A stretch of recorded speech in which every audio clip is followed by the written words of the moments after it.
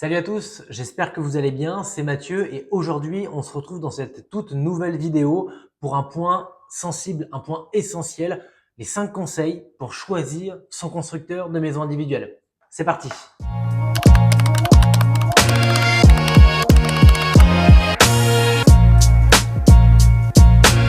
Salut, moi c'est Mathieu, ça fait 8 ans, enfin un peu plus de 8 ans que je suis conseiller en construction de maisons individuelles, c'est-à-dire que j'accompagne des clients de la recherche du terrain jusqu'à leur remise des clés de leur pavillon, de leur construction. Et j'ai accompagné plus de 200 clients depuis que j'ai commencé il y a donc environ 8 ans. Je fais cette chaîne pour essayer d'aider les gens à construire sans stress parce que trop de gens souffrent du manque d'informations concernant la construction de sa maison individuelle. Donc je suis là pour vous aider, vous accompagner, vous donner tips, astuces et conseils pour réussir au mieux et dans les meilleures conditions votre projet. Alors voilà, aujourd'hui je suis ravi de vous retrouver, de vous rencontrer pour ceux que je connais pas encore, afin d'étudier un point assez sensible quand même.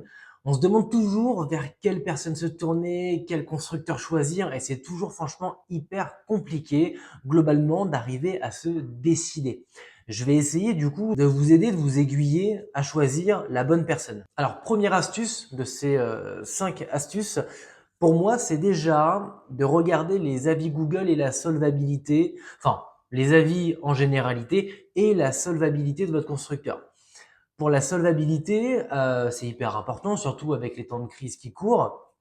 Il y a des sites pour ça, comme société.com ou d'autres que vous pouvez retrouver très facilement en fait sur Internet, qui vont globalement vous donner les résultats et savoir si la société est en danger ou pas. Même si c'est payant, même s'il y a des sites qui peuvent vous demander effectivement de régler une trentaine d'euros pour voir la solvabilité d'un constructeur en question, je pense que c'est un argent que vous pouvez vous permettre de perdre quand vous savez que vous allez mettre 200, 300, 400, voire 500 000 euros sur la table pour la construction de votre maison. Deuxième petit point de ce premier conseil, c'est les avis. Les avis Google, alors bon, oui, effectivement, il peut y avoir de mauvais avis, de faux avis, mais un constructeur en 5 étoiles sur chaque commentaire n'est pas forcément non plus la solution. Il faut que vous arriviez à trouver un constructeur, alors bien évidemment qu'il n'ait pas 2 étoiles sur 5 sur une centaine d'avis, sinon là oui, il faut se poser des questions, mais globalement, un constructeur entre 4 et 4,5 étoiles sur 5 sur Google, par exemple, avec des avis mesurés, donc de très bons avis, comme des avis où potentiellement il y a pu avoir des petites choses, mais qui ont été réglées avant la livraison ou en service après-vente, c'est pas inintéressant non plus.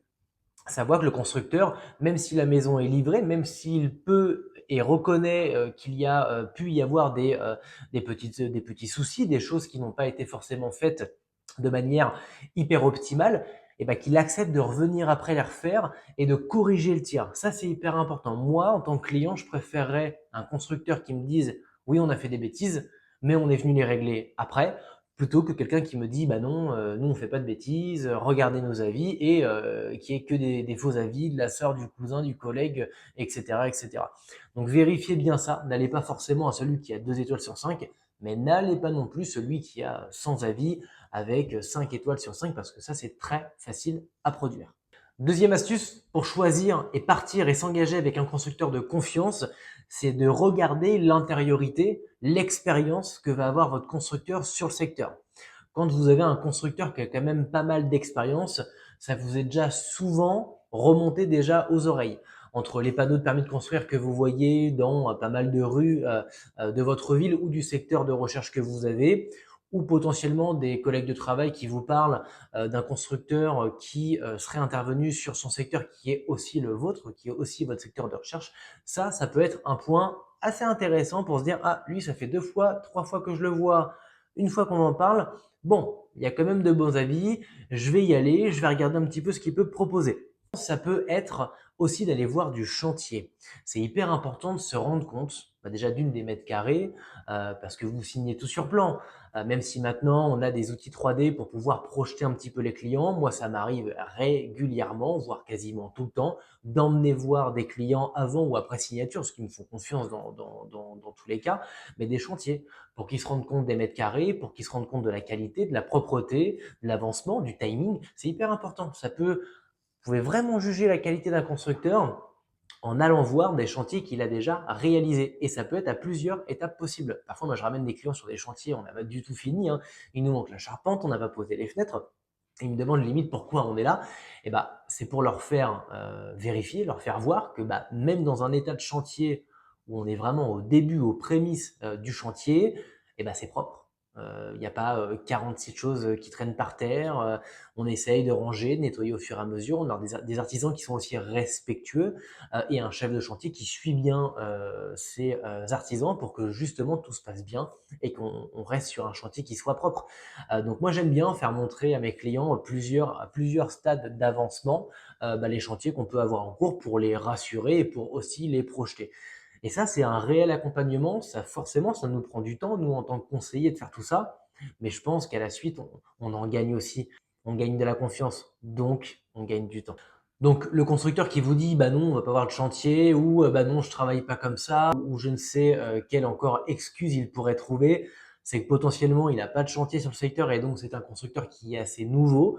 Mais plutôt que le cacher, c'est bien de le dire. C'est pas parce qu'il est nouveau sur un secteur qu'il est forcément mauvais. Et il y en a d'autres qui peuvent potentiellement ne pas vouloir vous montrer des chantiers parce qu'ils savent que c'est un petit peu la cata. Donc méfiance par rapport à ces visites de chantier. C'est intéressant qu'un constructeur puisse être totalement transparent et honnête avec vous et de vous dire s'il en a ou s'il en a pas. Et s'il en a, les valider, les voir avec vous. Alors, troisième astuce hyper importante, si ce n'est une des plus importantes pour moi, enfin les 5 sont importantes, mais c'est vrai que celle-ci, moi, j'y ai un attrait assez spécifique parce que c'est exactement comme ça que je travaille. Moi, je vais accompagner le client de la recherche, donc du premier rendez-vous, de la découverte avec le client, jusqu'à la remise des clés. Alors, bien évidemment, c'est pas moi qui gère les artisans sur le chantier, mais je vais avoir en fait un téléphone qui va répondre qu'on soit aux prémices du projet et même avant, mais même après la livraison. Donc moi, je suis disponible vraiment sur toute la durée du projet, même si juridiquement parlant, je m'arrête au démarrage du chantier. Bien évidemment, parce que c'est le chef de chantier qui reprend après la partie chantier parce que bah, il a forcément beaucoup plus de compétences que moi pour gérer un chantier. Mais vous avez des boîtes de construction qui ont plusieurs personnes. Vous avez donc le commercial pour vous vendre le projet. Donc forcément, bah, c'est ce qu'on appelle un vendeur de maison. Alors lui, il est là pour vous vendre la maison, quoi qu'il en coûte, quoi qu'il arrive, que ça vous plaise ou non, j'ai envie de vous dire. Ensuite, vous avez en fait une secrétaire administrative qui va reprendre la partie administrative. Donc, vous envoyez par mail vos plans de permis de construire, recevoir par mail vos offres de prêt par rapport à vos crédits, votre crédit immobilier. Et ensuite, vous allez avoir un chef de chantier pour la partie gros œuvre et un second chef de chantier pour la partie seconde œuvre. Donc, en fait, vous avez un commercial, une secrétaire administrative, un conducteur de chantier pour le gros œuvre et un conducteur de chantier pour le second œuvre. Ça fait 4 personnes, donc ça fait 4 potentiels non dits qui pourrait y avoir à chaque étape. Le commercial qui vous promet mondes et merveilles, bon ça c'est bien connu, même si moi je suis un peu commercial. Il y a des conseillers qui font n'importe quoi, hein, qui promettent, je sais pas moi, des combles récupérables alors qu'on est sur des combles perdus et qu'on n'a pas la possibilité de récupérer la surface à l'étage par exemple. La secrétaire administrative qui vous dit bah non, mais on pourra s'arranger avec le conducteur de travaux lors de la mise au point technique juste avant qu'on démarre le chantier. Et le conducteur de travaux qui vous dit bah non, si vous voulez faire des modifications aussi importantes, il faut redéposer un permis de construire et repartir à la case numéro 1 avec le commercial. Bon bref, c'est vraiment, ça peut être un schmilblick un petit peu compliqué. Alors parfois c'est bien huilé, hein, mais honnêtement, je l'ai rarement vu. Vous avez aussi le commercial qui fait office de conducteur de travaux. Ça arrive aussi. Alors ces personnes-là, je les respecte déjà parce que c'est un gros travail.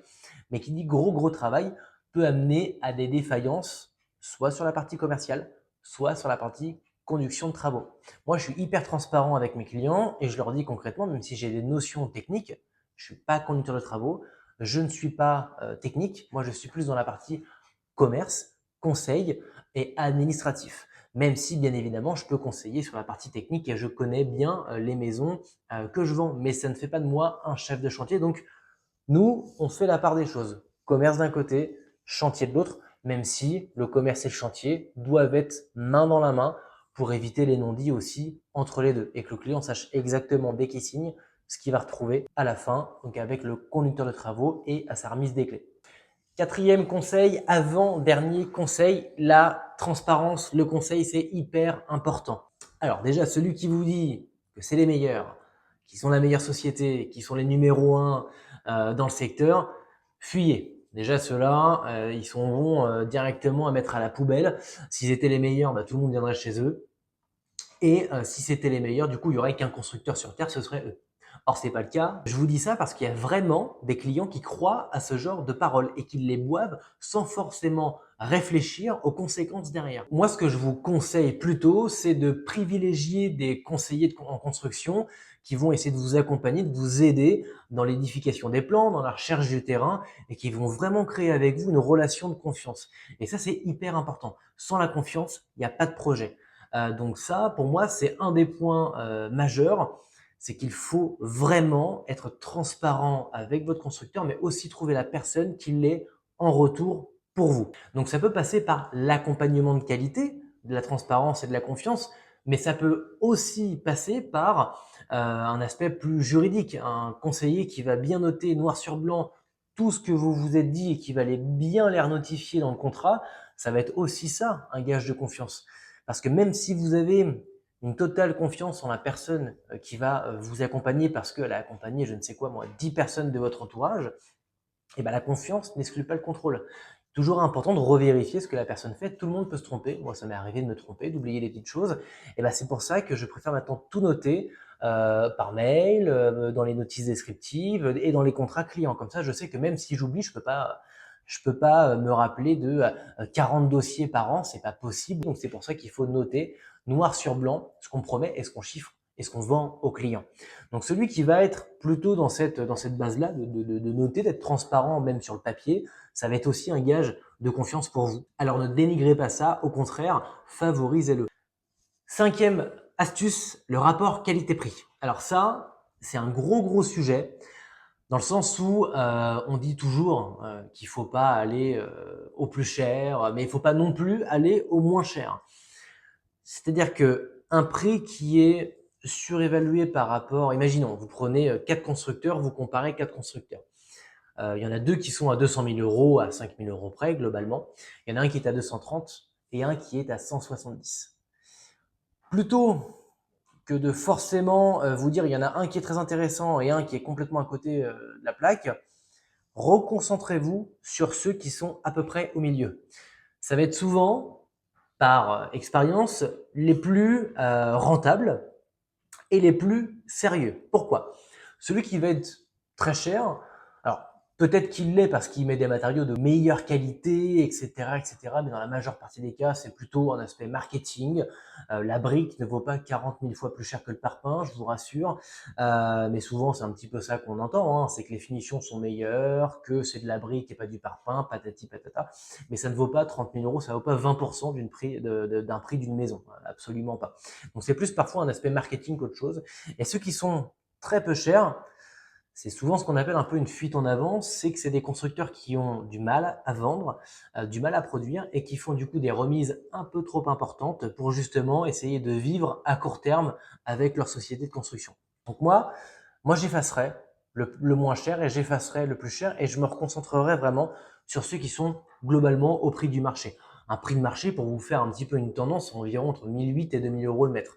Ceux qui sont à plus de 2000 euros le mètre, c'est soit qu'il y a des règlements qui sont très compliqués à respecter, ou soit que c'est des constructeurs qui se disent un peu haut de gamme. Mais bon, il faut voir dans le détail si ça l'est vraiment. Et ceux qui sont à moins de 1600 euros, 1700 euros le mètre, globalement, c'est soit des constructeurs vraiment d'entrée de gamme qui vont avoir 3-4 modèles pas plus et qui vont faire ça à tire-larigot tous les ans, ou le projet du coup n'est pas modifiable. Mais si vous arrivez à trouver un constructeur sur mesure qui a apparemment un accompagnement du même acabit que les deux du milieu qui sont à 200 000 mais qui est 30 000 euros moins cher, c'est qu'il y a un problème quelque part. Donc essayez d'éviter le plus et le moins cher parce que il y a forcément des choses cachées derrière. Et pour finir, je vais lancer un peu une bouteille à la mer, mais on verra si ça a de l'effet ou pas. Évitez de croire aux énormes remises. Arrêtez, s'il vous plaît. On peut pas avoir une maison qu'on chiffre à 200 000 euros avec une remise de 10 ou 15 000 euros, à part si vous êtes très fort, et je n'en doute pas, mais c'est pas possible. Une marge constructeur sur une maison de 200 000 euros, va être d'environ peut-être 2-3% au final. Alors oui, il y a peut-être le commercial qui, lui, a une commission là-dessus d'environ peut-être 5 ou 10%, mais il ne peut pas vous réduire de moitié ou en totalité sa commission. C'est pas possible. Il y a forcément de la qualité qui va baisser soit sur la construction, soit sur son accompagnement. Et pareil, les cuisines offertes, les 10 mètres carrés offerts parce que c'est la Saint-Valentin ou parce que c'est Noël, ça reste du marketing, de la communication, ça reste de l'appel à l'action, de l'appel à la vente. Donc, évitez de croire en de trop grosses remises et préférez à la limite quelqu'un qui va vous dire, messieurs, dames, le prix que je vous sors là, bah, c'est le meilleur que je puisse faire. Je vais être totalement transparent avec vous, c'est le meilleur que je puisse faire, je ne pourrais pas descendre en bas parce que bah, je joue pas à ce jeu-là. Je préfère être transparent dès le départ plutôt que de vous faire miroiter un faux prix pour vous faire redescendre et vous faire croire que vous avez gagné de l'argent.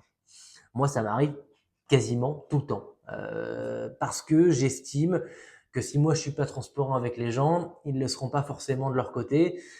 Donc, bah, j'essaye de jouer la carte de la transparence. J'ai loupé des dossiers comme ça, hein, mais bon, je suis pas forcément à un dossier près non plus. Mon but premier, c'est d'aider des gens, de gagner ma vie par rapport à ça. Si je perds une vente sur 30 dossiers par an, bah, c'est pas ça qui va faire que je vais pas partir en vacances ou que je vais pas profiter de ma vie. Donc, je préfère perdre un ou deux dossiers par an, mais d'être relativement cohérent dans mes paroles, plutôt que de faire comme tout le monde, parce que ça ne mène à rien de faire comme tout le monde. Il faut se différencier et moi, je trouve que la meilleure différenciation possible qu'on peut avoir avec les autres, c'est globalement la transparence. Et je finirai du coup là-dessus. J'espère que cette vidéo vous a appris pas mal de choses, qu'elle vous a plu. N'hésitez pas à mettre un pouce bleu en bas de la vidéo, de partager, d'essayer de vous abonner aussi pour suivre vraiment toutes les aventures que j'essaye de donner, toutes les valeurs que cette chaîne essaye de donner aux gens qui veulent faire construire leur maison sans stress.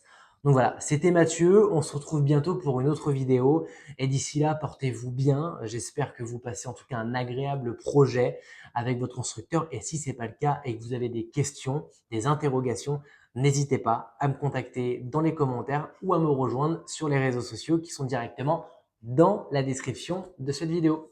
À plus, salut!